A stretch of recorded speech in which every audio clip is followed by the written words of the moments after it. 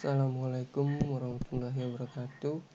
Perkenalkan, nama saya Supami Mauludin dari kelas 06 TPLP 006 ingin mempresentasikan laporan kecerdasan kebuatan yang berjudul Sistem Pendukung Keputusan Penerimaan Beasiswa dengan Metode SAW Sederhana.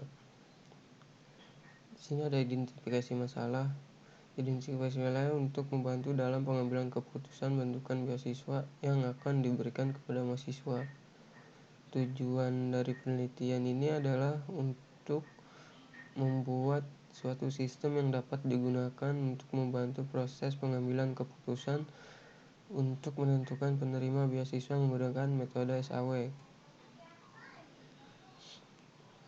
Simple Additive Weighting atau SAW adalah salah satu metode uji multiple attribute decision making yang mampu menyelesaikan masalah multiple attribute decision making dengan cara membobotkan semua kriteria dan alternatif yang menghasilkan nilai referensi yang tepat.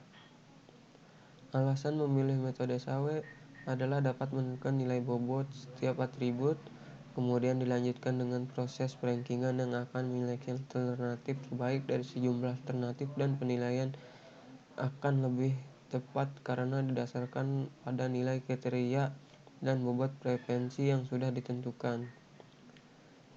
Di sini ada tinjauan pustaka sesuai perubahan. Pilihan jaringan yang mendukung secara emosional adalah kerangka data intuitif yang memberikan data, menampilkan, dan mengendalikan informasi. Kerangka digunakan untuk membantu dinamis dalam keadaan semi terorganisir dan terorganisir, di mana tidak ada yang tahu pasti bagaimana pilihan harus dibuat. Pilihan jaringan yang mendukung secara emosional umumnya bekerja untuk jawaban atas suatu masalah atau untuk membantu pengaturan peluang. Pilihan seperti itu jaringan yang mendukung secara emosional dikenal sebagai aplikasi DSS. Aplikasi DSS digunakan secara dinamis. Aplikasi DSS menggunakan CBIS, kerangka data berbasis visi yang dapat beradaptasi, cerdas, dan serbaguna, yang dibuat untuk membantu menjawab masalah eksplisit yang tidak terstruktur.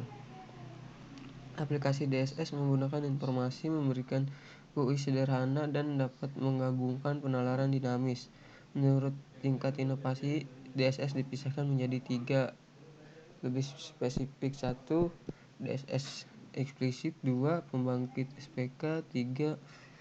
SPK perangkat keras. Teori dasar mengenai subjek. 1. Beasiswa. Beasiswa akan menjadi penghargaan sebagai bantuan moneter yang diberikan kepada orang-orang untuk koherensi sekolah mereka. Beasiswa dapat diberikan oleh kantor pemerintah, organisasi, atau perusahaan. Memberi harus dimungkinkan dengan pemberian tanpa syarat atau memberi dengan pekerjaan. Biasanya disebut bantuan setelah menyelesaikan latihan. 2. Pengambilan keputusan.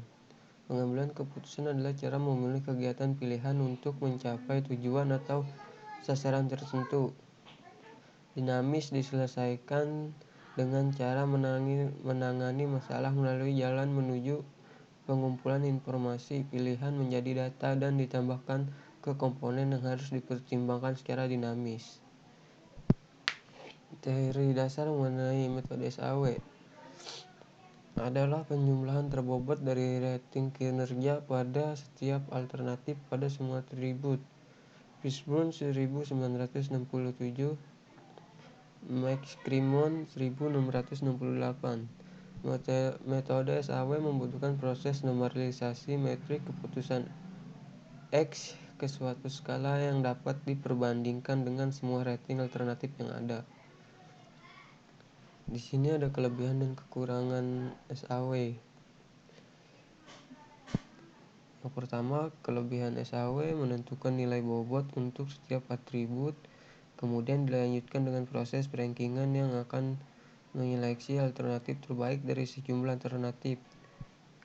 Yang kedua, penilaian akan lebih tepat karena didasarkan pada nilai kriteria dari bobot frekuensi yang sudah ditentukan. Yang ketiga, adanya perhitungan normalisasi metrik sesuai dengan nilai atribut antara nilai benefit dan cost. Kekurangan SAW yang pertama digunakan pada pembobotan lokal. Yang kedua, perhitungan dilakukan dengan menggunakan bilangan Kripke maupun Fuzzy.